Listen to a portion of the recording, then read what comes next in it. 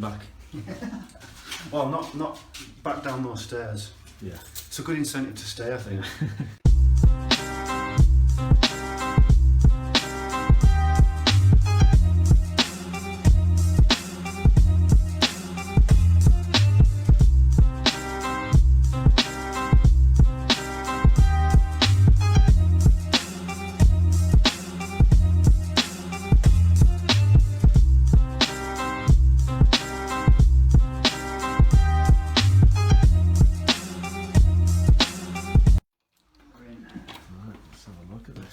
Look at the mess.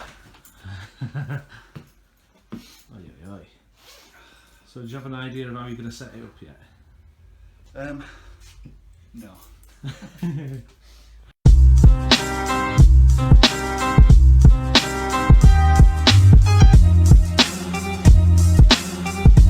need a hook for things like my jacket. I need lots of things. Yeah. What's the view like from out here? Kind of view You've got a decent view of that brutalist building at top of town there. That John Kidd's favourite. Where's that? That rail. Yeah. That dirty grey building there. Don't say that. John won't like saying that. Oh really? Sorry, John. Don't badmouth it. He refers to it as a she.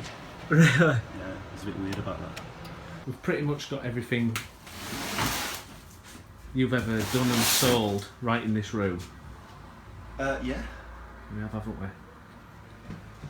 This one I'm curious about. Oh, Yeah. God. New day. A new day, can we get that? Yeah, there we go. Where did that come from? Do you see the resemblance? Yeah. Let's check that resemblance actually. Yeah, there we go. So you have a character in your drawings, don't you? Well, yeah, me. It's you, isn't it? The saddest version of me. Here as well, you again. Oh yeah. Shit, I need to go out. Fuck, I need to go home. Does that represent your kind of like life? That's your take on life. Yeah.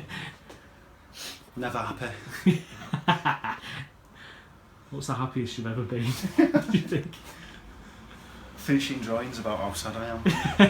We've got your old Sunbridge Wells shop till there. And what do you think of that experience looking back now? I've got no regrets about it.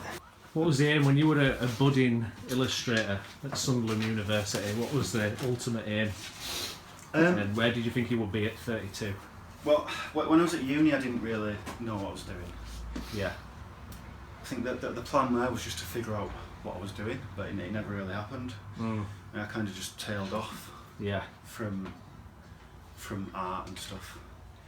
Gave it up after uni. Yeah. I fell into bar work because I was doing bar work part time, so I just fell into that for a few years, and then fancied a change. You know, wasn't really for me. All that. What's it like though? Because there's no kind of defined career ladder for being an artist. Like that must be quite difficult in terms of, you know, how do you judge success? Yeah. Or how do you plan for things going forward? I don't. I genuinely, yeah, look at this, you've got all this. I genuinely don't. This all happens haphazardly, you know.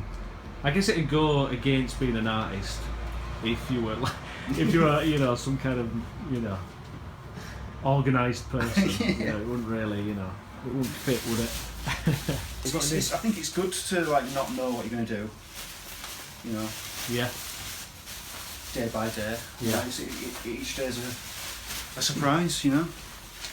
So if we go 10 years into the future, oh God, could you even begin to predict, 10 would you years. even want to say? Would you even want to say where you would be?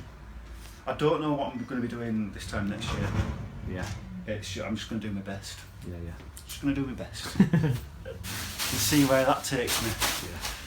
If you had to kind of describe your style, if you had to kind of describe what it is, your style is, or how would you do that? What's behind it? Well, it's definitely monochromatic. There's no colour. I don't do colour. You don't do colour at all, Right. do you? No. Not unless I like have to. Like, Why is that then? If a client really needs there to be some nice jolly colours in there. I don't know. Like, I think it suits. It suits what goes on in the imagery. To just have no colour. Yeah. No light. Yeah. It's just all near light. Yeah, near light. It's just black and white. What about what you're saying in your pictures? Is it just an individual basis? Is it picture by picture inspiration, or is there some kind? I mean, some of them are quite like there seems like a political edge on some of them. Or maybe political's the wrong word, but kind of things that are happening, current affairs, that kind of thing. I see Tony Blair. Yeah, I come in and out of politics. Yeah. I'm interested in it for a couple of days every now and then I get kind of bored of it, and then I move on. But it's to scratch an itch, I think. Yeah. Like when I did that one with Blair, that's him admitting his crimes. You know. Oh, this is from the Chilcot. Yeah. He admits his crimes, and I wake up and I imagined the whole thing. But that was scratching an itch. Yeah. And then once I drew that, I forgot about Tony Blair. I didn't think about him, you know. So it was like cathartic. Yeah. I guess so. Yeah. So we could describe his art as therapy. There. Yeah, it's therapy. Do you think it is? Do you think that's where you express yourself? Yeah.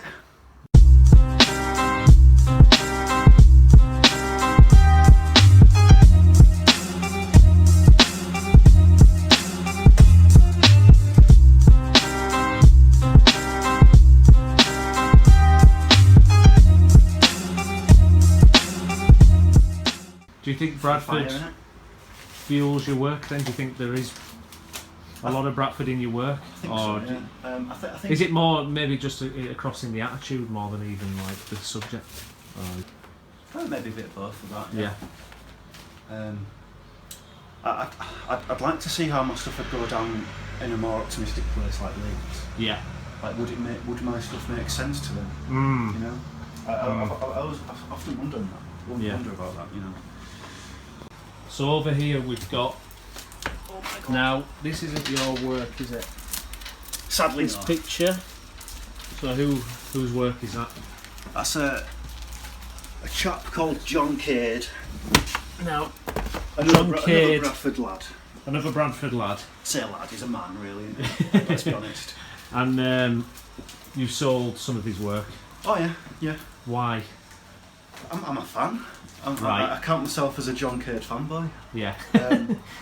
He does really interesting street documentary stuff. It leaves all the rough edges in, I think. That's what I like about it. He's having a bit of a love affair with that building. Why does he love that building so much then? What do you think? I don't know, it's a bit weird, isn't it?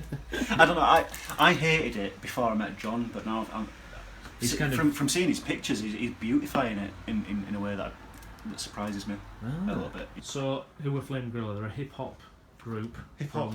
It's like a blend of hip hop and jazz, isn't it? Yeah. I think. But yeah, they're just full of. What makes them? Why did you want to sell their stuff as well?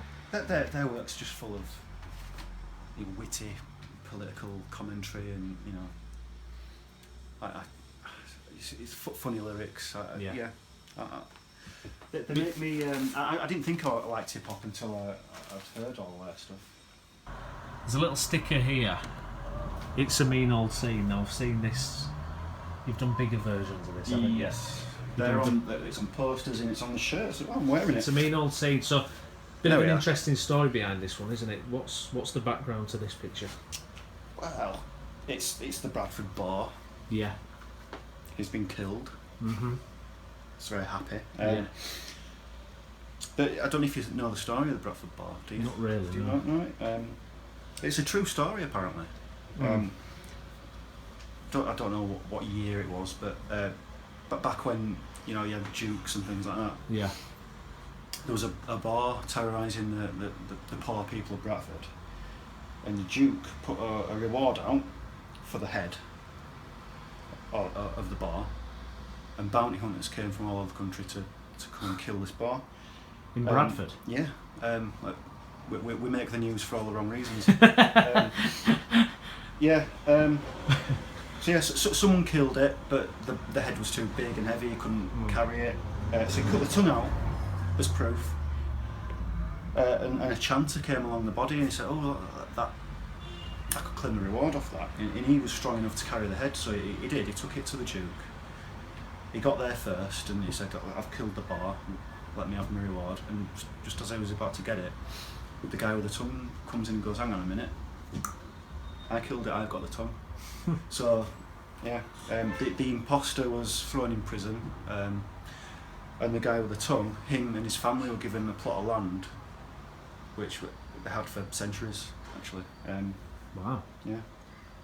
And the mean old scene. Yeah, I was going to ask you about that. So it's a mean old scene. I was told about this from a lot of old timers in the pub I used to work in. You know, they told me about this piece of graffiti that was on All Saints Road for years. Just said it's a mean old scene.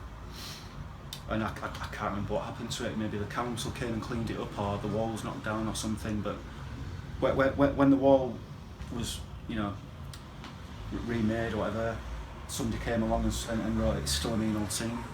And it's just a famous bit of Bradford history, that, you know.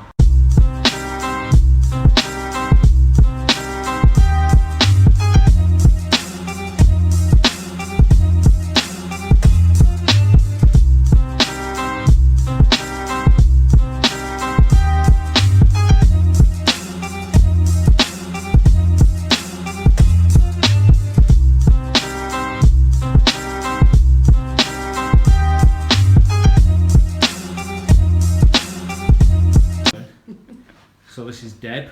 Hello. You're right, Deb. So you work for Delius Art Centre. Well, I work for Artworks Creative Communities. Right. This is where we're based. I'm propping up the bar here at Fantastic. the Delius Arts and Cultural Centre. Brilliant. On my right, You've got through ping here. pong? Have you got ping on a piano? Piano? Piano. Yeah, we've got a grand piano being tuned as we speak. Excellent. Because we've got a really big gig on Thursday. Reem Kalani's coming on the 9th. Fantastic. So do you do lots of different type of stuff here? So you've got artists, musicians. Yeah, as much different stuff as we can. If you turn round, there's the exhibition that was done by Creative Stroke Recovery Group, and they've been meeting here for nearly 5 years now. Fantastic. And we provide some support, but they're largely independent these days. And they're going to have their work shown on the big screen in City Centre, middle of March. So we're really pleased about that. So loads of things coming up then.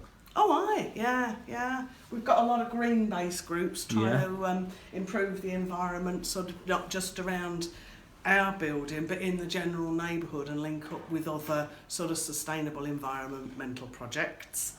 And then we've got concerts and gigs coming up. We've got Scars on 45 towards the end of the month, and then this big one with Reem. So we've had to get the piano tuned for that. How excited are you to have?